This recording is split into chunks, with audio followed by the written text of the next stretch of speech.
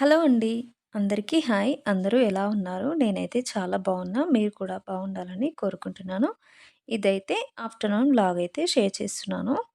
Morning కాసేపు పనులు చేసుకున్న తర్వాత మళ్ళీ ఈరోజు ఆఫ్టర్‌నూన్ అయితే వ్లాగ్ అయితే స్టార్ట్ చేసేసాను. ఇంకా మనకు కొంచెం రెస్ట్ దొరికేదనేదే ఆఫ్టర్‌నూన్. కానీ ఈరోజైతే ఆ రెస్ట్ కూడా లేకుండా ఆఫ్టర్‌నూన్ అయితే కొన్ని పనుల్ని కంప్లీట్ చేసేసుకున్నాను. ఇదైతే మెంతి కూర. నేను అప్పుడప్పుడు మెంతి వాటర్‌ని తాగుతాను కదా! ఆ మెంతుల్ని తీసుకెళ్ళి ఆ కుండీలో వేసేస్తే ఇలా మెంతి వచ్చేసింది.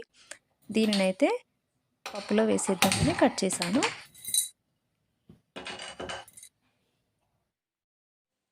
ఫస్ట్ అయితే కర్రీ చేద్దామనేసి పప్పు అయితే చేసేస్తున్నాను. ఫాస్ట్‌గా అయిపోవాలనేసి ఈరోజు పప్పు చేసేసాను. ఇంకా పెసరపప్పులో అయితే మనం ఎక్కువగా పచ్చిమిర్చి వేసేసుకుంటే టేస్ట్ బావుంటుంది కారం కంటే. అందుకనేసి నేను మొత్తం పచ్చిమిర్చి వేసేసాను. పచ్చిమిర్చి మొత్తం వేగిపోయాక నేను కట్ చేసుకున్న మెంతి ఆకులనైతే ఇందులో వేసేసుకొని మనము కాస్త పచ్చివాసన పోయేంత వరకు ఫ్రై చేసేసుకోవాలి. ఇది ఫ్రై అయిన తర్వాత పెసరపప్పు వేసేసుకొని కొద్దిగా వాటర్ వేసేసుకొని ఉడికించుకుంటే సరిపోతుంది. నేను ఈరోజైతే టమాటా చట్నీ అయితే చేసేద్దామనేసి ఫాస్ట్‌గా అయిపోవాలనేసి పప్పు అయితే చేసేసుకుంటున్నాను. ఈ టమాటా పచ్చడి అయితే కరెక్ట్ కొలతలతో పెడితే మనకు టమాటా పచ్చడి పాడవకుండా మంచిగా ఫ్రెష్‌గా ఉంటుంది. అందుకనేసి నేను కరెక్ట్‌గా కొలతలతో చూపిస్తున్నాను. నేనైతే హాఫ్ కేజీ వరకు టమాటాలని తీసుకున్నాను. ఈ పచ్చడికి మనము కొంచెం పండు లాంటివి టమాటాలు తీసుకుంటే పచ్చడి అనేది టేస్ట్ చాలా బావుంటుంది. అందుకే కొంచెం పండువి తీసేసుకోండి. ఇవైతే హాఫ్ కేజీ వరకు ఉన్నాయి. హాఫ్ కేజీ టమాటాలకి నేను ఒక 30 గ్రామ్స్ వరకు చింతపండునైతే తీసుకున్నాను. మరి కొంచెం ఎక్కువగా అయితే పుల్లగా అయితుందనేసి 30 గ్రామ్సే తీసేసుకున్నాను. మరి పుల్లగా ఉన్నా కూడా టేస్ట్ అంత బావుండదు. ఇప్పుడైతే టమాటాల్ని మంచిగా ఫ్రెష్‌గా వాష్ చేసుకొని పెట్టేసుకోవాలి.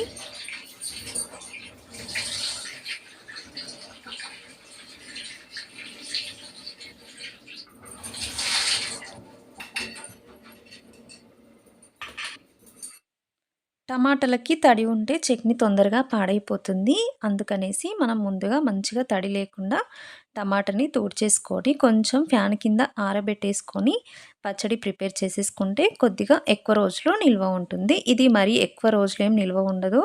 బయట ఉంటే ఒక నెల రోజుల వరకు ఉండొచ్చు. ఫ్రిడ్జ్‌లో అయితే ఉంటుంది మనకు 6 మంత్స్ అయినా పాడవకుండా. మరి అంత ఎక్కువ క్వాంటిటీలో చేయట్లేదు కాబట్టి తొందరనే అయిపోతుంది. ఇక్కడ కర్రీ కూడా ప్రిపేర్ అయిపోయింది. కర్రీ కూడా అయిపోయింది. ఇప్పుడైతే కొంచెం కొత్తిమీరాకు వేసేసుకొని ఇంకా స్టవ్ ఆఫ్ చేసేసుకోవడమే. నేను రీసెంట్‌గా దివాళీ ఫెస్టివల్ రోజు పెట్టిన వీడియో అయితే ఎవరు ఎక్కువగా చూడట్లేదు. ఒక్కసారి మీరు వీడియోకెళ్ళి చెక్ చేయండి. వీడియో బావుంటుంది.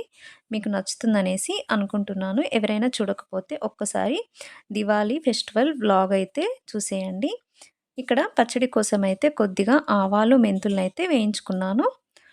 పావు టీ స్పూన్ వరకు మెంతులు, హాఫ్ టీ స్పూన్ వరకు ఆవాలు వేసేసుకుంటే సరిపోతుంది. ఇప్పుడు ఇదే ప్యాన్‌లో కొంచెం ఆయిల్ వేసేసుకొని కట్ చేసి పెట్టుకున్న టమాటా ముక్కలు, ఇంకా చింతపండును వేసేసుకొని మంచిగా మగ్గించుకోవాలి. మూత పెట్టేసుకొని ఒక 15 మినిట్స్ పాటు స్లో ఫ్లేమ్‌లో వీటిని మగ్గించుకుంటే మెత్తగా అయిపోతాయి. ఇప్పుడైతే నేను మందారం ఆకులు తెంపుకోవడానికైతే బయటికెళ్ళేసాను. మందారం ఆకులు ఇంకా పువ్వుల కోసమైతే బయటకొచ్చేసి వీటినైతే కట్ చేసుకుంటున్నాను. ఇంకా బయట కూడా వెదర్ చాలా చల్లగా ఉంది. చాలా మబ్బుగా ఉంది అసలు. మాకైతే ఇక్కడ వర్షాలు పడుతున్నాయి కొంచెం. నేనైతే ఆకులనైతే తెంపేసుకొని ఇంట్లో పెట్టేసుకున్నాను. ఆయిల్ వేడి చేసేసుకుందామనేసి వీటినైతే తెంపేసుకొని తెచ్చేసుకున్నాను. ఇక్కడ టమాటా ముక్క కూడా మంచిగా ఉడికిపోయింది. చూడండి చాలా సాఫ్ట్‌గా అయిపోయింది. ఇప్పుడు మంచిగా చల్లారిన తర్వాత దీనిని మనము గ్రైండ్ చేసేసుకోవాలి. మొత్తం చల్లారిన తర్వాత గ్రైండర్‌లోకి వేసేసుకొని ఇందులో సరిపోయేంత కారం, ఉప్పు వేసేసుకొని గ్రైండ్ చేసేసుకోవాలి. నేను ఎప్పుడైనా ఇదే కొలతతో వేసేసుకుంటున్నాను. ఒక చిన్న గ్లాస్ వరకు కారము, అందులో హాఫ్ గ్లాస్ వరకైతే సాల్ట్‌ను తీసేసుకుంటాను. నేను ఎప్పుడు పచ్చడి ప్రిపేర్ చేసినా సాల్ట్ కలపని కారాన్నయితే యూజ్ చేశాను. పచ్చడికి యూజ్ చేసే కారం అయితే. సో, మనకు క్వాంటిటీ అనేది సరిగ్గా తెలుస్తుంది. సాల్ట్ ఎంత వేయాలో. లేకపోతే మనకు తెలియక ఎక్కువైపోతుంది. అందుకనేసి అదే కారంని యూజ్ చేశాను. ఇక్కడైతే ఆవ పొడి, మెంతి పొడి మనము గ్రైండ్ చేసుకున్నాం కదా! అది కూడా వేసేస్తున్నాను. ఇప్పుడైతే ఆయిల్‌ని వేసేసుకుంటున్నాను. పోపు కోసమైతే ఆయిల్‌ని హీట్ చేసుకుంటున్నాను. ఒక కప్పు వరకైతే ఆయిల్‌ని తీసేసుకొని, ఆయిల్ హీట్ అయిన తర్వాత కొద్దిగా జీలకర్ర, ఆవాలు, ఇంకా కొంచెం శనగపప్పుని వేసేసుకోవాలి. శనగపప్పును డైరెక్ట్‌గా వేయకుండా కాసేపు నానబెట్టేసుకొని వేసేసుకుంటే మనకు మంచిగా ఫ్రై అయిపోతాయి. లేకపోతే శనగపప్పు మొత్తం మాడిపోతుంది. ఇందులోనే కొంచెం ఎండుమిరపకాయలు వేసేసుకొని స్టవ్ ఆఫ్ చేసేసుకుంటున్నాను. ఇది కాస్త ఫ్రై అయిపోయిన తర్వాత ఇంకా ఇది వేడి కొంచెం ఉండగానే వెల్లుల్లి వేసేసుకున్నాను. స్టవ్ మీద ఉండేటప్పుడు వేసేస్తే వెల్లుల్లి మొత్తం మాడిపోతుంది. మనకి ఫ్లేవర్ అంతా తెలియదు. అందుకే కొంచెం వేడిగా ఉన్నప్పుడు వేసేసుకుంటే వెల్లుల్లి ఫ్లేవర్ మంచిగా ఆయిల్‌కి పట్టేస్తుంది. ఇంకా చట్నీలో కూడా చాలా టేస్టీగా అనిపిస్తుంది. ఇప్పుడైతే ఒకసారి మంచిగా కలిపేసుకొని పెట్టేసుకోవడమే. ఈ చట్నీ అయితే మనము రైస్‌లోకి కాకుండా దోసలోకి, ఇంకా ఇడ్లీలోకి అయితే చాలా బావుంటుంది. నేనైతే దోసలో తినడానికే చేసేసాను. డైలీ పల్లి చట్నీ తినాలంటే చాలా బోరింగ్‌గా అనిపిస్తుంది. అందుకనేసి టమాటా చట్నీ అయితే చేసేసుకున్నాను.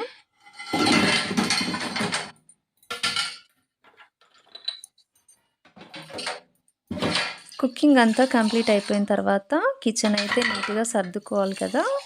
ఇప్పుడైతే గిన్నెలు మొత్తం వాష్ చేద్దామనేసి ఇన్ని సింక్‌లో వేసేసుకొని పెట్టేసుకుంటున్నాను. ఇంకా ఎక్కడివక్కడ సర్దేసుకొని పెట్టేస్తే కిచెన్ మొత్తం నీట్‌గా ఉంటుంది. మనకి వర్క్స్ అన్నీ కంప్లీట్‌గా అయిపోయినట్టుగా అనిపిస్తుంది. సో, నేను అన్నీ క్లీన్ చేసేసుకొని ఇంకా గిన్నెలనైతే వాష్ చేసేసుకొని పెట్టేసుకుంటున్నాను.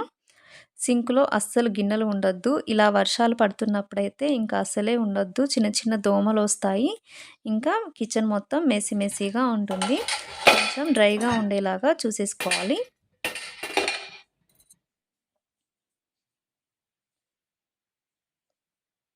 గిన్నెలైతే వాష్ చేసేసుకొని పెట్టేసుకున్నాను. ఇప్పుడైతే వీటిని తీసుకెళ్ళి నేను బాల్కనీలో పెట్టేసుకుంటాను. వాటర్ మొత్తం ఆహ్, ప బకెట్‌లో పడిపోయిన తర్వాత అప్పుడైతే మళ్ళీ తీసేసుకొని ఇంట్లో పెట్టేసుకుంటాను. అలా పెట్టకపోతే కిచెన్ మొత్తం వాటర్‌లాగా అయిపోతుంది. తడిగా ఉంటుంది కిచెను. అందుకనేసి తీసుకెళ్ళి బాల్కనీలో పెట్టేసుకున్నాను. కిచెన్ అయితే మొత్తం నీట్‌గా సర్దేసుకొని ఇప్పుడైతే కొన్ని చిన్న 2 పనులు ఉంటే చేసేసుకుంటున్నాను. ఇక్కడ అల్లం అయితే తీయాలనేసి 2, 3 డేస్ నుండి అనుకుంటున్నాను. అస్సలే తీయట్లేదు. ఈరోజైతే కొంచెం నానబెట్టేసుకున్న తర్వాత తీద్దామనేసి నేను ఇక్కడ ఈ పని స్టార్ట్ చేసేసుకున్నాను. ఇంకా ఆయిల్ కూడా అయిపోయింది. దీనినైతే వేడి చేసుకుందామనేసి అందుకని నేను మందారం ఆకుల్ని కట్ చేసుకొని వచ్చేసాను. ఈ ఆయిల్ అయితే ప్యూర్ కోకోనట్ ఆయిల్. చాలా బావుంటుంది. చూడండి ఎంత తిక్కుగా ఉంటుందో. ఇదైతే నేను చాలా సార్లు చూపించాను కాబట్టి అంత క్లియర్‌గా ఏమీ చూపించడం లేదు. ఎవరికైనా కావాలంటే వీడియోస్‌కెళ్ళి చెక్ చేయండి. హెయిర్ అయితే చాలా బావుంటుంది. వైట్ హెయిర్ ఉన్న వాళ్ళైతే ఇది ఒకసారి ట్రై చేయండి. చాలా బావుంటుంది హెయిర్‌కి. ఇక్కడైతే మంచిగా అన్నీ వేసేసుకున్న తర్వాత మరిగించుకోవాలి. ఇవి మొత్తం గ్రీన్‌గా ఉన్న ఆకులన్నీ నల్లగా అయిపోయేంత వరకైతే మరిగించుకొని పెట్టేసుకోవాలి. మొత్తం బ్లాక్‌లోకి వచ్చిన తర్వాత అప్పుడు నేను వడగట్టేసుకుంటాను. ఈ రోజుకైతే ఈ వీడియో కంప్లీట్ అయింది. మళ్ళీ ఒక మంచి వీడియోతో మీ ముందుకొస్తాను. అప్పటి వరకైతే కొత్త వాళ్ళు ఎవరైనా వీడియో చూస్తే ప్లీజ్ సబ్స్క్రైబ్ చేసుకోండి, లైక్ చేయండి. Thank you for watching.